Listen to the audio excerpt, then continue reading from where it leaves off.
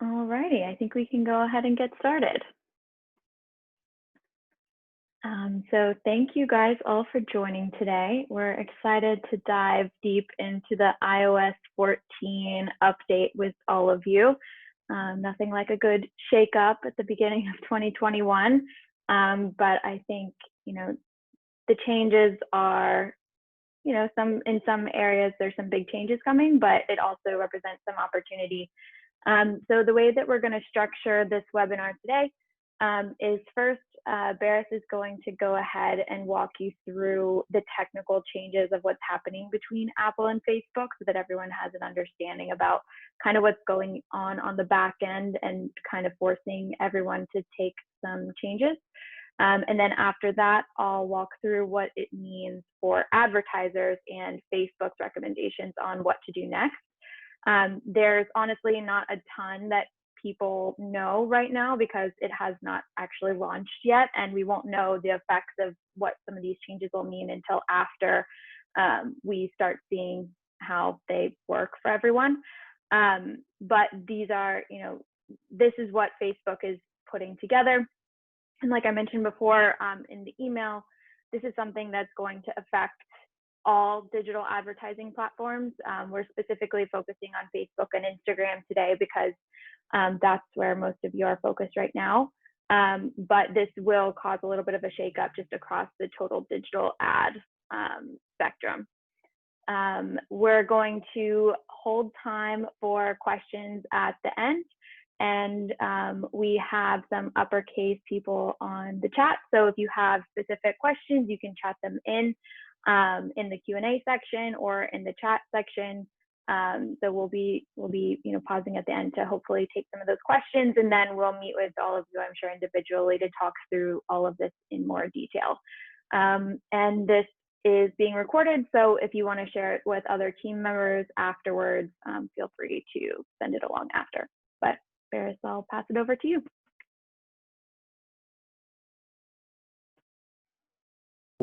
Hello, everyone. This is Baris. For the ones who don't know me, I'm the CTO and the co-founder of UPPERCASE Brands, and I'm super excited to talk to you about what is going to happen. By the way, Casey, do you know if we can start the poll? Yeah, I'll try to get that going now while you're starting. Okay, so we have an exciting live poll for you guys. It's essentially the screen that the wording that you will get on iPhone when you start running Instagram for the first time on iOS 14. So you're going to be prompted by Apple saying Instagram would like permission to track you across apps and websites owned by other companies. Your data will be used to deliver personalized ads to you. Would you say yes to this, or would you say no to this? We want to see what you would do as a consumer, as a user, with the new iOS 14 changes. So having said that, you guys should all receive this poll. You should have received. Okay, so what's happening in iOS 14? Apple decided to restrict the access to advertisement, the ad IDs for users. Essentially, every iPhone has a unique ID in it that any app that's installed on your phone can read if you give them the access. And then this ID uniquely identifies you as the user of that phone. And Facebook and other ad networks uses this ID to essentially gather information about you. And Apple decided that this ID will now be inaccessible by default. It used to be accessible to everyone by default, unless you went to your iOS and then you click this limit ad tracking in the privacy settings. If you didn't click this, it was just accessible to any app. And Instagram and Facebook apps are they did have access to this ID. So Apple not only restricted the access to the ID, but it also told the world that anyone who wants to have access to this ID has to use Apple's own prompt and messaging to have access to the ID. Essentially, you will get a prompt anytime you open an app for the first time on iOS 14 if the app wants to reach to your advertising ID, which uniquely identifies you for attribution purposes on Facebook. And it will ask you, this app would like permission to track you across apps and websites owned by other companies. Your data will be used to deliver personalized ads to you. You will either say, I love tracking, or you will just say, ask app not to track. Since Apple announced that they would do this change, the advertising world has been going crazy about what the effects could be, and there have been multiple studies that were done that said only 10 to 20% of users will say yes to a prompt like this, because the wording is very aggressive. It's very straightforward to the point. Your data will be used to deliver personalized ads to you. This is a problem for Facebook and Google because the way they knew that it was you using that Instagram and clicking on those Instagram ads was through this ID. So if this ID is not available to them, then they will not know who's clicking on those ads using that Instagram app on your phone. So just to take a step back, in a world where IDs are freely available, which is the world today, but it won't be tomorrow, Facebook can collect a lot of information about the users because it can identify the mobile phone, it can identify the user, and then it can connect any kind of usage information of that phone to the user. And that enables Facebook to do really interesting audience groups. There's a lot of signals for Facebook to create different types of audiences. So Facebook, Google, and Twitter are they do own networks called self-attributing networks. Essentially, not only you buy the media on Facebook, but Facebook also attributes the sale to the click. So does Google, so does Twitter. And they use the ID to be able to do that. With the ID going away, Facebook will not be able to attribute the purchases to the clicks the way that it used to do it today or yesterday.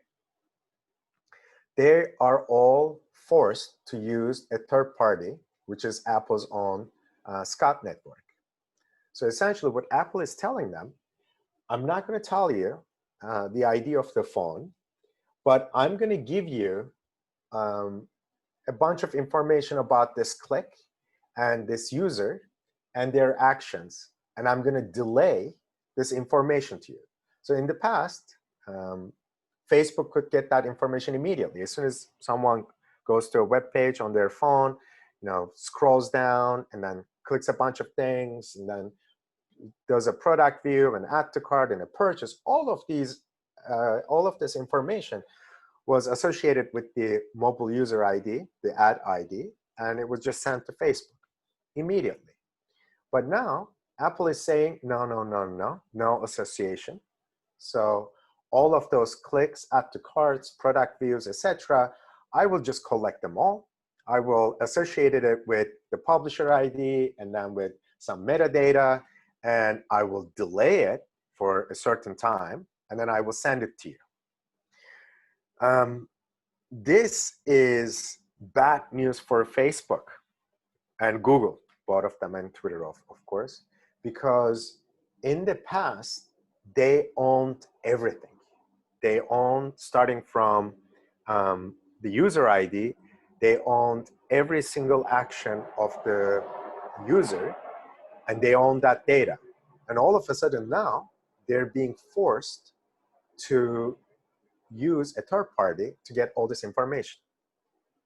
Of course, this third party is going to be very different than using their in-house developed data collection suite. So, what does it mean for Facebook? First, they have to stop using their own attribution system and move to Apple's attribution network. Second, they will have to rebuild attribution algorithms using a new framework that Apple provides. All the algorithms that Facebook has been using so far were using the data that Facebook was able to collect by associating all the actions and purchases on a mobile phone with the mobile user ID.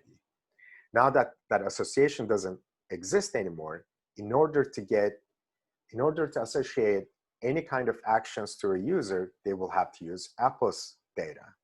And that means the algorithms have to change. That means if Facebook is using machine learning and AI algorithms to figure out these audiences, those algorithms have to be retrained.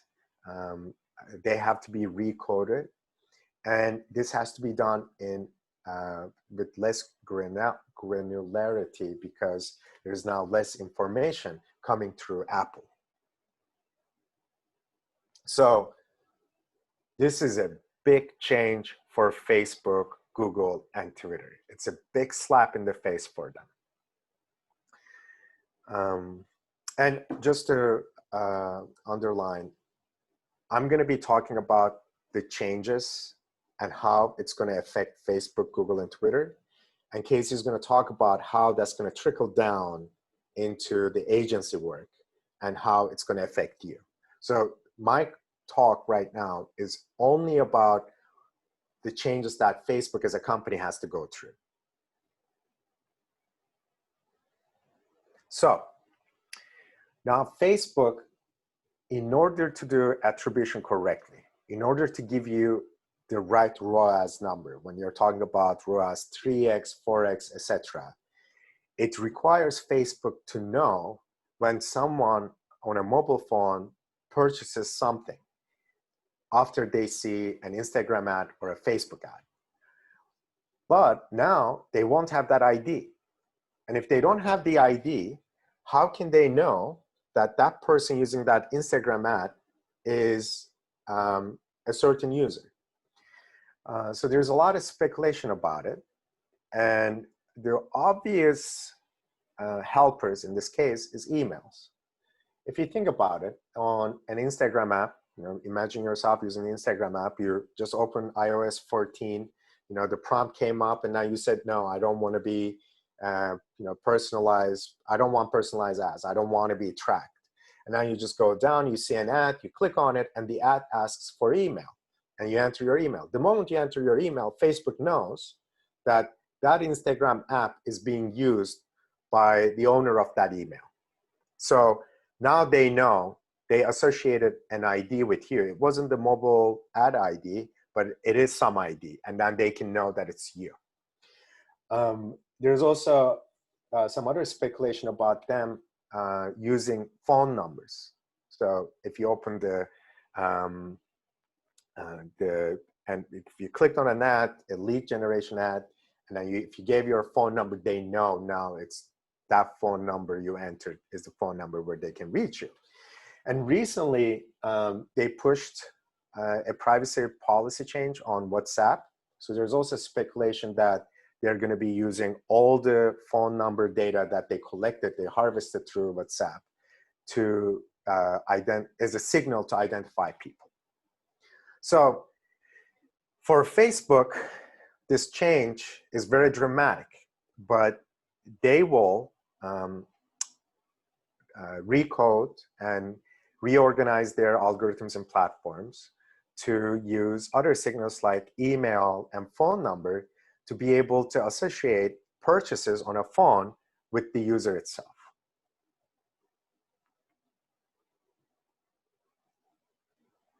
So what does that mean to agencies and people like you, the advertisers, down the pipeline? First of all, this is not really your problem. It's Facebook's problem.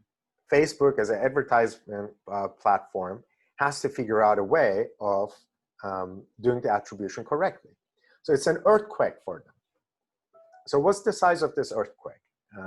Bank of America did an analysis, and then they are expecting a 3% revenue drop for Facebook in the following the changes. So obviously this is not 50%, 30%. It's only 3%. It's in single digits, so it's not huge. And most of this reduction is going to come through actual app install campaigns. So on Facebook, as some of you do, advertise for your apps, and people just can click on it and install the app. So this whole app ID problem is a huge issue for app installations. So the real revenue reduction that Facebook is going to get is going to be through that. But what about changing all of these algorithms and using the new signals that Apple gives instead of your own signals, Facebook's own signals, to do attribution? What is going to happen to that? Well, there will be new ways of doing attribution, but it just won't match to the old system. So whatever you have, whatever tools there exist today for doing attribution correctly on Facebook, they will change, and there will be some misses. It's not going to be one-on-one. And if you think about it, so Facebook owns a system with a lot of input, and using that many inputs, they're doing attribution. Apple is taking it all away and giving them new signals. So in the beginning, the audiences, the small audience groups will be blended into bigger groups, because Facebook will not necessarily know that one person on that one app always buys t-shirts, but they will know that they have a buy action towards fashion. What this is going to bring, at least in the beginning, is that the smaller audiences are going to just be harder to build. So if the audience you used to build a lookalike, you won't be able to build a high quality lookalike audience again. Because in order to build a lookalike audience from a small group, you need a lot of signals, and those signals are taken away from Facebook, so it's going to be harder for Facebook to provide that to you. Excuse me. So what will happen? Well, there's a lot of talk in the software engineering world that Facebook will start using statistical methods. They're going to do kind of a prediction on what these numbers are, using signals from the people who have accepted to be tracked, and then the signals that Apple gives them. And so what is that going to mean for you? The ROAS will underreport for a while. You're not going to see the high ROAS numbers that you're used to, because Facebook will not be able to do that purchase attribution. If Facebook cannot do the purchase attribution, even though people purchase your products, It's just that attribution will be lost. And since attribution is lost, even though you will not see an effect on your bottom line, it will just not be reported to you.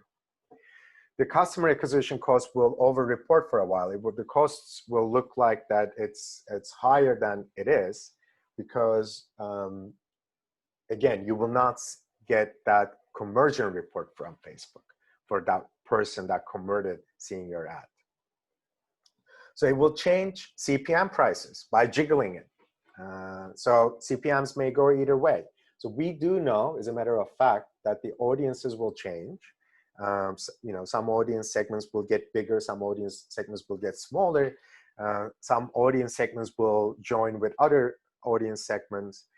And that may mean that the expensive audiences will blend into cheaper audiences, so now it's available for everyone.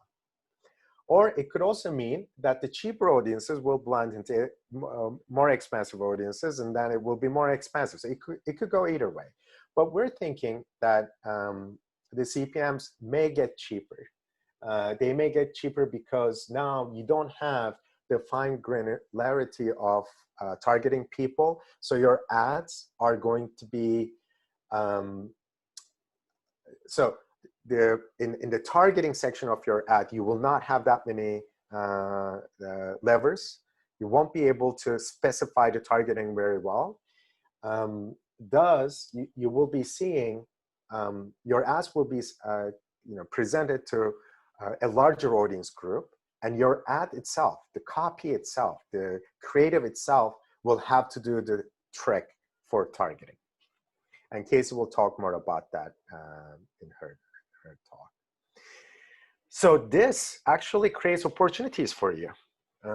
It means that it means that the world underneath you is changing, and Facebook, this is a big problem for Facebook, but how it's going to reflect to you is in the minimalist sense. You're going to get very minimal impact. In terms of this minimal impact, you're going to see a lot of opportunities that's opening up for you. And we recommend as Uppercase brands to test, increase your testing to find these opportunities. You may see unexpected returns in audiences that you've tested before, or you've never thought about testing. You may see certain types of creative and certain types of language copy on that creative may start doing really well, in the future, or it may do worse. Still, it all requires testing.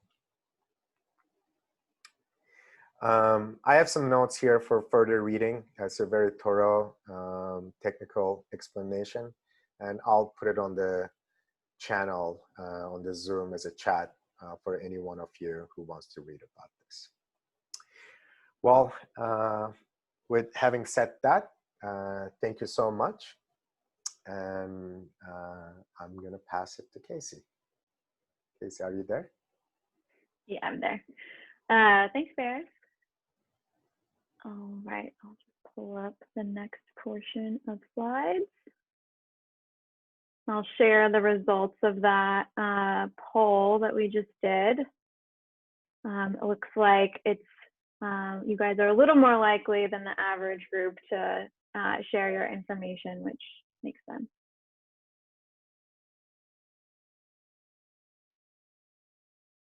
Okay. So before we kind of dive into some of these specifics, I wanted to mention that we don't know exactly when this change is going to take effect yet. There's rumors that it could be end of this month. There's rumors that it could be March. There's rumors that it could be next September. So it really is up in the air. You can definitely tell that all of these companies, there's a lot of internal discussions going on. And like Baris said, the companies that are going to bear the brunt of this is Facebook and Google, because they have to rebuild all of their algorithms very quickly in order to regain some of this attribution that they'll be losing with this switch.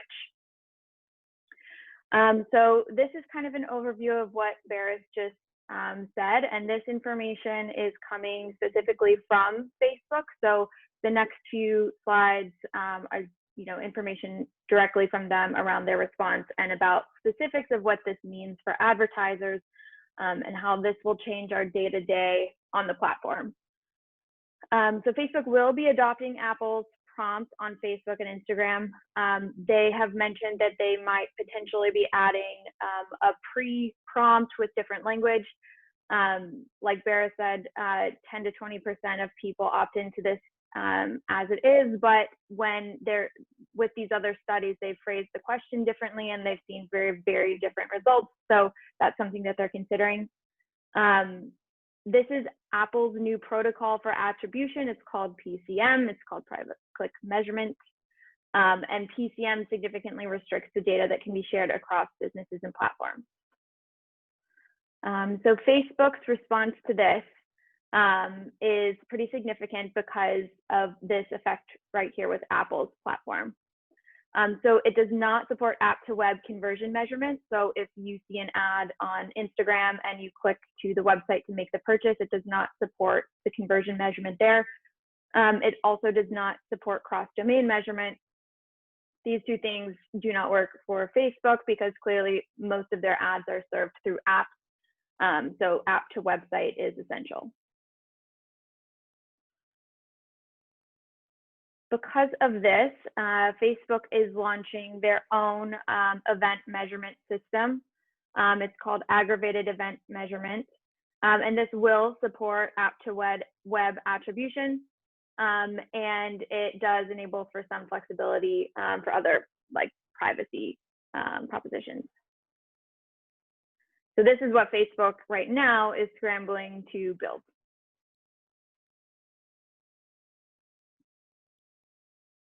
Okay, so what does this mean for actual data for users? So if the person opts in, there will be no change at all to the data use.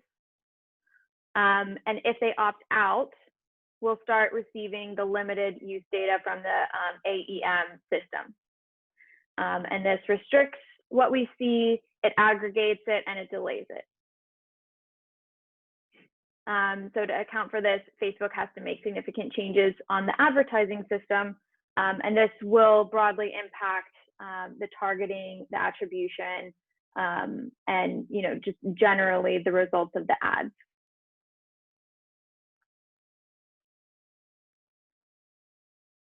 So here's exactly where we're going to see the most significant changes to our systems that we're using right now. Like Baris said, Facebook and Google and all of these other digital platforms, they have a real reason to want to fix this and to get it back to normal as quickly as possible. So we do expect that over the next weeks and months after this is released, they will be hard at work to try new models of matching profiles to fix these attribution things. But for the short-term future, after these changes take effect, we'll definitely see a little bit of changes in our targeting and our measurement. So in the actual setup of campaigns, we're going to be limited to 8 events on the Pixel.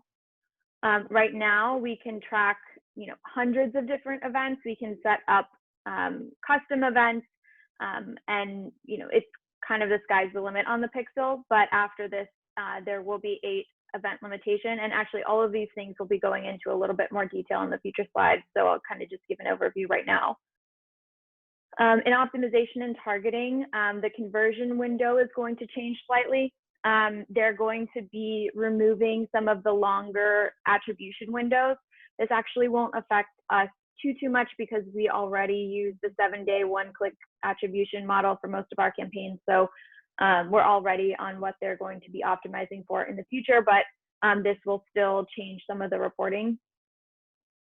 We'll see a reduction in website custom audience sizes. So this is an effect on our retargeting. So because the people that opt out, the data we're getting from them will be limited, it will affect how large some of our retargeting pools are, and we'll go into a little bit more detail on that.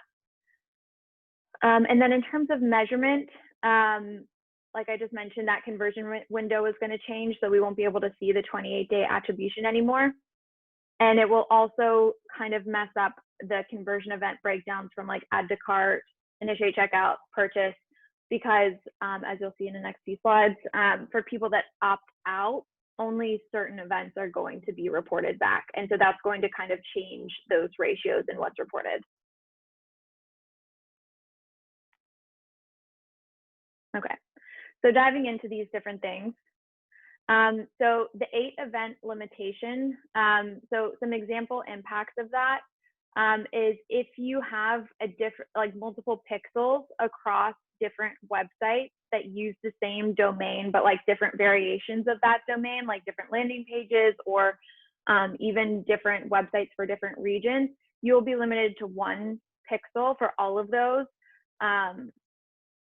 Because they're going to start saying, yeah, just 1 pixel per domain instead of allowing for multiple pixels. So if you have different brands on different pixels or multiple pixels for one brand, this will put a limitation on that.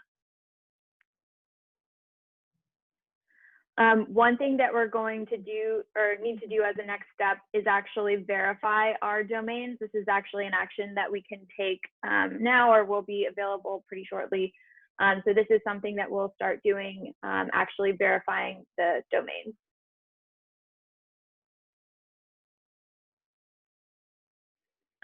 Okay, and then diving into the events on Facebook. So if a user opts out, Facebook will still get data on that user, which is a key distinction here because it means that we're not totally losing the track of some of those people. Like everyone who opts out will still get at least 1 event completed from them. So this is actually really great news for us because we'll still be able to see some of those actions that those people do on the website. We just won't be able to see as many actions for them.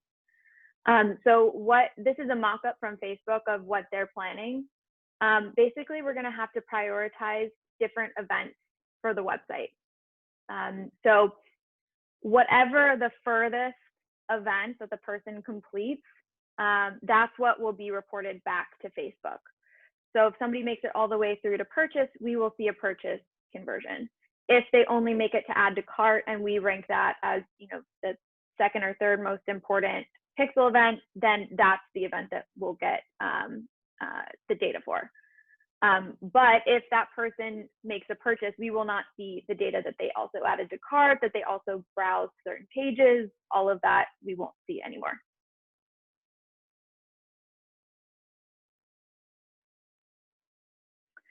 Another change here is they're going to start delaying the data, or Apple is delaying this data. So when we make changes to the optimizations of these campaigns, we will have to wait for 3 days between when we make those changes and when we can start optimizing and like running campaigns for the new event. This will also change just generally how we see the results of campaigns. Basically, there will be a 24-hour attribution window after the event takes place, but then there will be a 24 to 48-hour random delay in the results being transported back to Facebook. So right now in Business Manager, you can kind of see results in real time. That won't be the case any longer. You'll start seeing them more randomly, and they could have a day or 2 delay in between. This is actually not necessarily a bad thing though, because I think it prevents us from making premature conclusions about tests and about campaigns. It kind of requires, like, you know, the system to run for a little bit. So I actually don't think this is a very negative thing. So here's an example from Facebook that shows what will happen with these different situations. So right now, when somebody browses a website, we see all of these different events that could happen. Now, with the Apple limitations, when somebody goes to the website, there are up to 8 events that can be returned, and we will have to specify what those 8 events are. And if the person is opted out, only one of those events will be actually reported. So if they did all of these things, we will only see purchase if that person opted out. If they opted in, we won't have any difference in what we see now.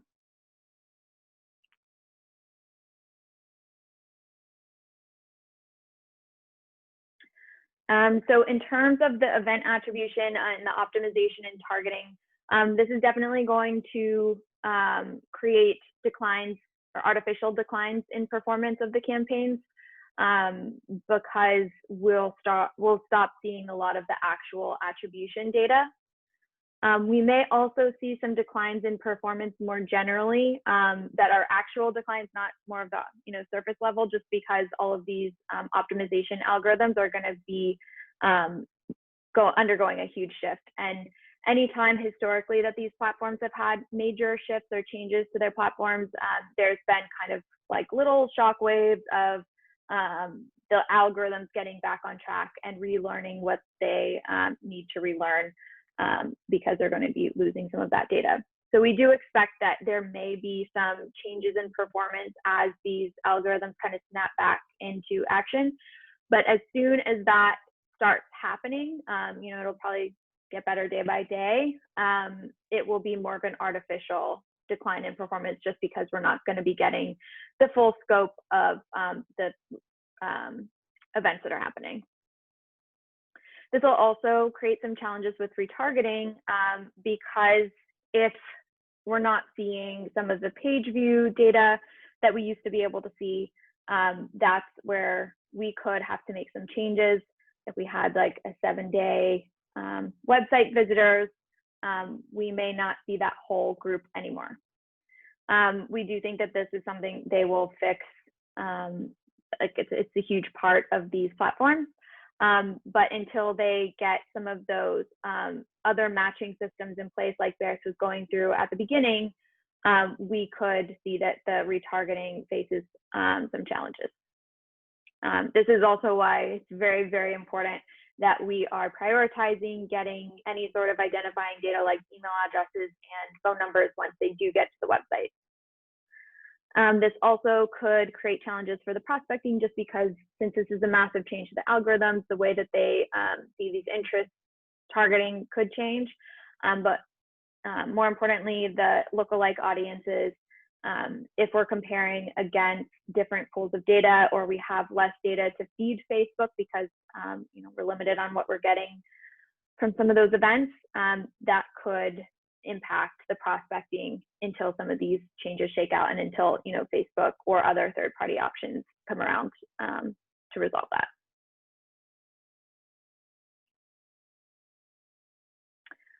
So this is just an illustration of the targeting that will happen once the Apple limitations take place. So if this was retargeting, right now you would be able to target all of these people, and then with the Apple limitations, some of them we won't be able to retarget anymore, at least at the beginning.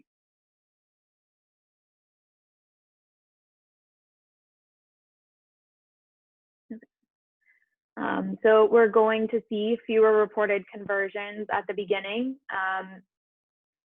And for the ones that are reported, we won't really be able to see the breakdown of the different paths that people are taking from add to cart, initiate checkout, and purchase. This means that we'll need to work much more closely on talking through overall lift in revenue month to month or week to week, compared to overall ad spend. Honestly, this is kind of a more holistic way to look at digital marketing anyway. As all of you know, going channel by channel doesn't really give you the full picture. But this is just going to make it even more important that we're in close communication around overall lift in revenue and ad spend.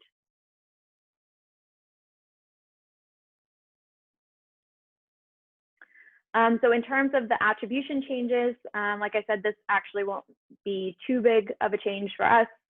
1-day click-through will be modeled, and then 7-day click-through and view will be what's actually reported.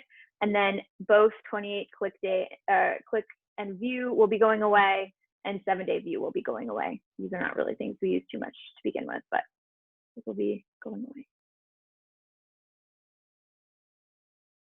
Okay, so this is Facebook's recommendation for key actions to take. First one is just to verify the domain on Business Manager. So we'll be walking through doing that with each of you. And then things to prepare for, we'll be thinking through what are those 8 pixel events that we want to track for each website. We'll have the obvious ones like purchase, add to cart, initiate checkout, but then we might want to set up certain other ones for different collections or specific product pages. We're going to have to start anticipating the changes to these attribution windows and update any automated rules that we have set up. That's more on our side. And we're going to have to identify campaign optimization strategies that may require testing. So like Baris mentioned, the best thing that we can really do once all of this launches is just test like crazy, because with all of these changes, you can kind of look at it like just a major shakeup of the digital marketing world. And when this goes into effect, if it is exactly like this, we don't know, there might still be some changes to it before it actually goes live, but if it's how it's set up right now, it's probably the first big shakeup that's happened in a very long time with Facebook. And as all of you know, Facebook has been getting more and more expensive, and this represents, to me at least, opportunity for some of these prices to start going down. And for different optimization strategies and everything to take place. So the best thing that we'll be able to do once this happens is to just continue testing, if anything, scale up our testing, because we will most likely identify new opportunities because of this new way of targeting. And the faster we can get a leg up on the competition before it gets crowded again, that's all the better. So the key takeaways, the iOS 14 updates are going to significantly affect how we set up our campaigns and how we target. Just generally how we do our optimization and everything will be changing, and we won't know exactly how much we'll need to change until after all of these changes take place, because this is all still very much up in the air at this point.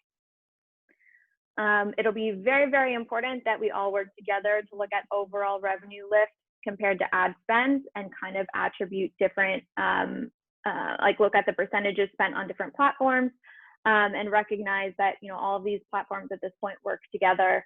Your Facebook ads, your Instagram ads, your Google ads, all these different platforms. The creative matters more than ever.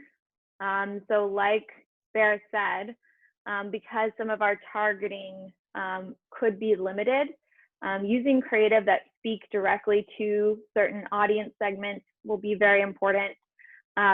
Testing creative constantly will be really important, and having high quality creative will be really important, because if you think about it from a user's perspective, if all of these people are opting out of using their data, all of a sudden they're going to get way less targeted ads, which actually is not a very pleasant experience for most users.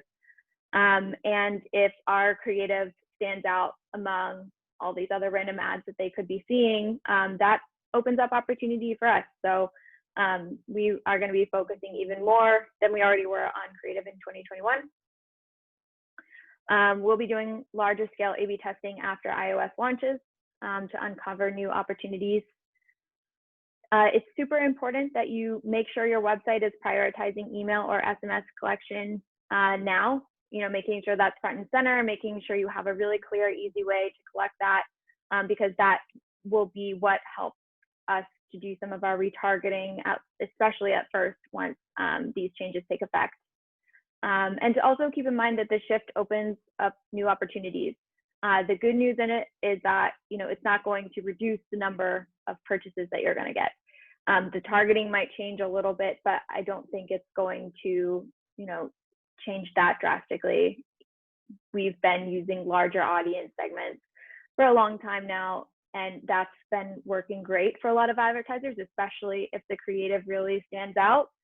And just keeping in mind that this is going to open up new opportunities. It's been a long time since the Facebook platform has had to undergo any sort of major shift. been a long time since advertisers have had to really think through new strategies. And the more we can be open and test during this time, the quicker we'll kind of figure out what's working and hopefully get ahead of your competition while the prices are lower. So there's definitely some good sides to it, even though this will definitely change a little bit of how we look at our reporting and all of that. So that's all we know so far. We will keep you posted on anything new we learn. We'll be evaluating any new technologies that come out that may offer any sorts of new attribution methodologies or new targeting methodologies. This is all still very much up in the air. We don't know exactly when the changes are going to affect, but we wanted to let you know as early so that we can kind of start planning for this, even if it's not until September when these changes take effect. But if anyone has any questions that you want to ask now, you can go ahead. I'm going to close this so I can see the screen. You can go ahead and ask in the chat or in the Q&A. Otherwise, we will be sending these links around for the presentations. If you want to share it with other team members, please do so. We'll definitely be having a lot more conversations around this. So if you want to, sit with the information and talk to us about it later, we'll definitely be planning on doing that with each of you and putting together specific plans of what that means for each business. But we thank you for spending an hour with us today.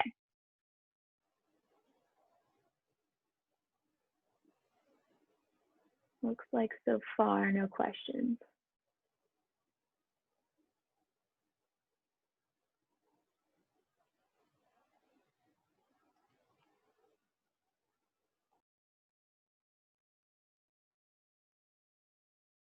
Alrighty. Well,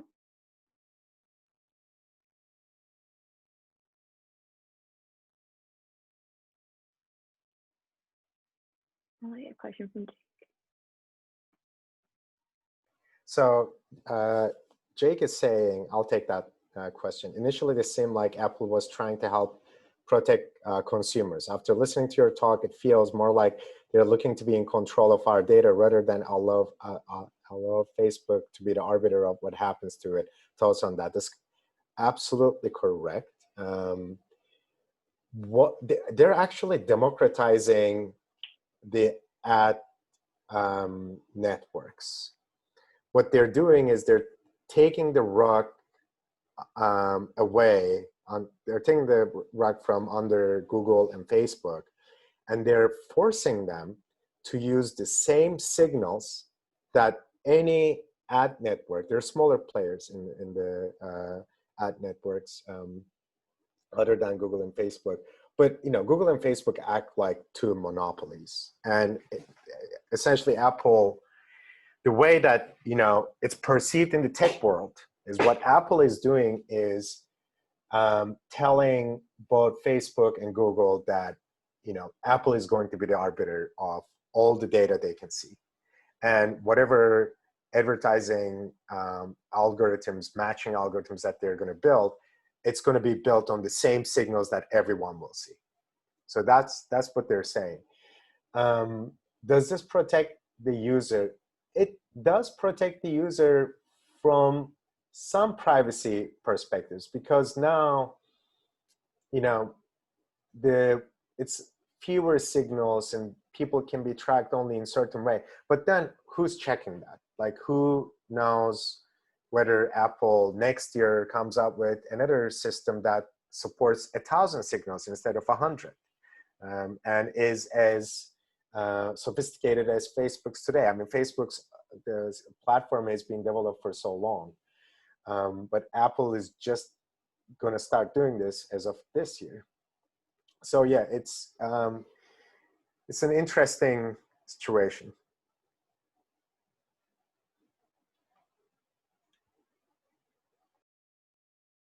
Cool.